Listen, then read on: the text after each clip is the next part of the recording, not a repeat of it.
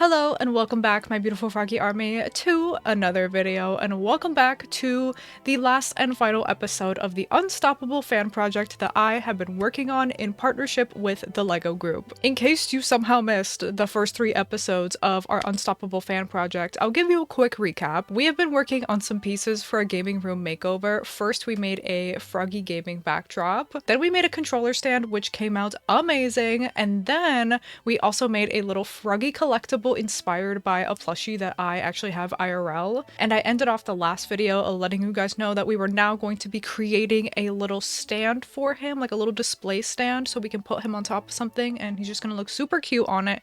So that's what we're gonna be doing today. I read all of your comments and suggestions once again, so thank you so much if you left a comment on the last video with all of your suggestions and ideas. As always, I'll be using a couple of your comments to guide and fuel my creativity today, and I'm super excited to get into it. It is kind of bittersweet because this is the last and final video for the Unstoppable fan project. So before we get into anything today, I just wanted to give you a really big, super big heartfelt thank you for working with me on this project and watching the videos and commenting and everything.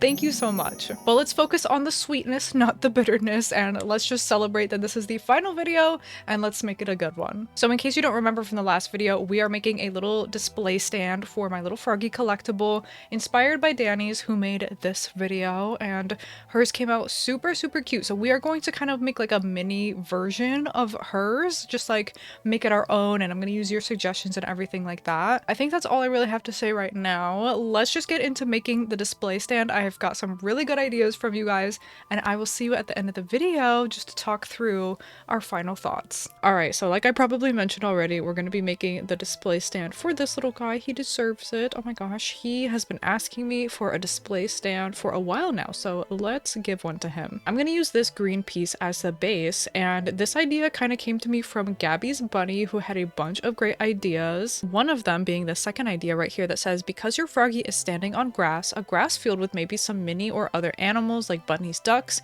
and you could of course add a lot of flowers and stuff. I think that's a great idea, so let's use this as kind of a little grass field. I think that'll be good. I'm going to flip it upside down because I want to add some legs to it so it can be risen up a little bit. In Danny's video, she has some legs with some stripes on them. They're alternating colors, but I was thinking I want to do 4 different colored legs. So we're just gonna do a bunch of different colors here. I'm gonna choose some pastel colors because Dr. Pepper Addict says, I think the display stand should be pastel with little stickers and stuff, plus some other ideas that we'll read out later, but I completely agree. I think it should be pastel. Oh my goodness.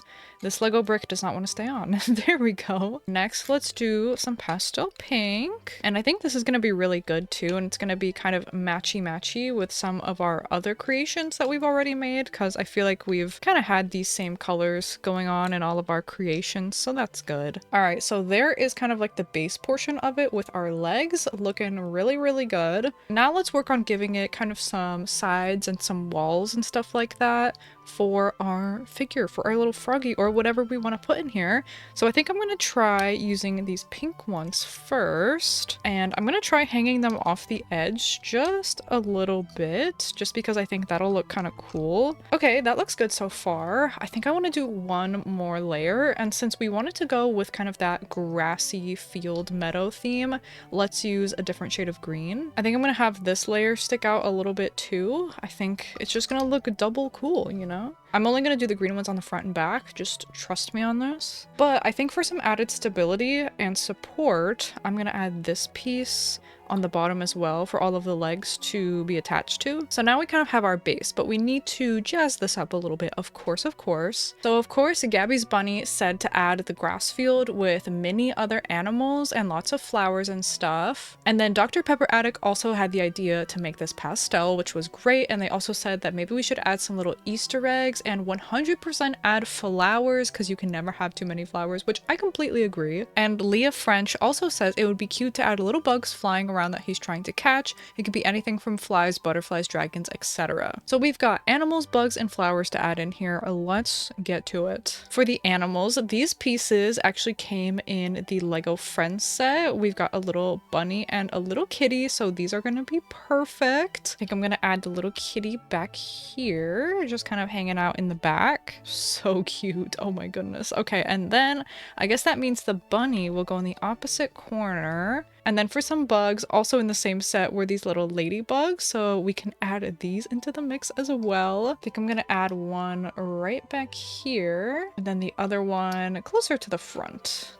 Right there. So this is looking good, but I definitely want one more bug. So I actually made this little caterpillar that's going to go on the bottom. So it was super easy, super fun, and I used these little guys as the antennas. I thought that was super cool to do. He's kind of a large caterpillar, but I think he is a magical supersized caterpillar, and he's kind of shy. So he hides away a little bit, and he only comes out once he really gets to know you. So if he's a little shy, I think he's gonna be hiding underneath of everything here. He might take a little bit of coaxing to come out and join the party, so he's gonna chill right underneath. But there we go. He's in there. He's just a little shy. Last but not least are the flowers. I'm sure you're like, Raven, where are these flowers gonna go?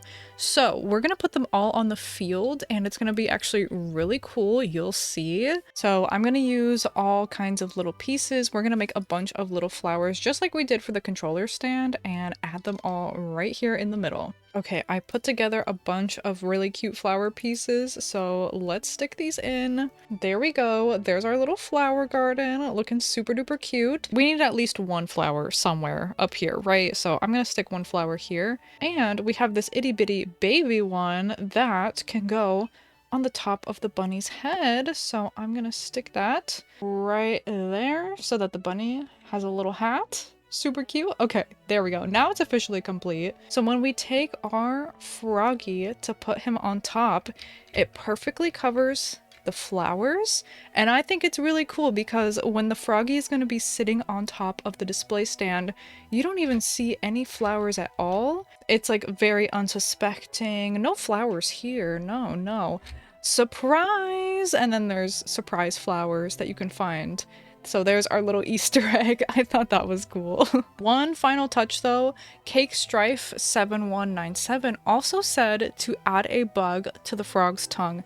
And I have one more ladybug piece that we can add onto the froggy tongue. So there we go. Hopefully that's just the ladybug's favorite spot to hang out, you know. They're best friends. They're best friends. So yeah, that is the last build of this project complete. I'm gonna throw you back to Camera Raven to wrap this up. I just love how this came out so much. I love all of the details on it. It came out so good. And I love that we can pick up our froggy and have that little hidden flower garden. Just all the details are so good. Our little caterpillar friend, all shy and hiding down here. Oh, it came out so good. So thank you again for all of your suggestions. But before we end off the video, I kind of wanted to run through all of our projects and see them all together and see the makeover truly in action. As a reminder, we started off with some amazing Lego sets, but we threw out those instructions and we made entirely new creations. Starting off, we've got our froggy gaming backdrop, which is looking as cool and colorful as ever. This is going to help my gaming room just feel so totally me and make me happy and excited every single time I look at it. We've got our controller stand, which also doubles as a trinket dish, 2-for-1 special. Not only is it functional and practical and gonna help me save space in my gaming room, but it's also super cute and so full of details, including the little froggy friend on there. And then another kind of 2-for-1 build, we've got our plushie inspired collectible froggy that we made, plus the nice little display stand that he is sitting on top of, which I can totally use for other things too, not just the froggy, but he definitely feels like he belongs there, right? And now that I'm recording this, I'm not kidding, I just realized that each one of our creations has some sort of froggy element to it. Like, I just put that together right now. I didn't even notice. So thank you all for giving me the froggy related suggestions. I'm glad that we could all, you know, be on theme and on brand for this. I also wanted to give another big thank you to the LEGO group for partnering with me on this project and these videos, and for sending me all of the LEGO sets for me to work with. It's been super fun. I really enjoyed it, so thank you. But of course, an even bigger thank you to you for watching, and again, I'm gonna say it even though I said it earlier, thank you for leaving comments, thank you for participating, thank you for liking the videos, thank you for being a part of the Unstoppable fan project. I'm sad that it's over, but I'm happy that we created such an amazing, amazing thing together, so thank you all so, so much. With that, I am going to get going. I will see you around on the channel. Thank you so much again for watching, and I will see you in the next one.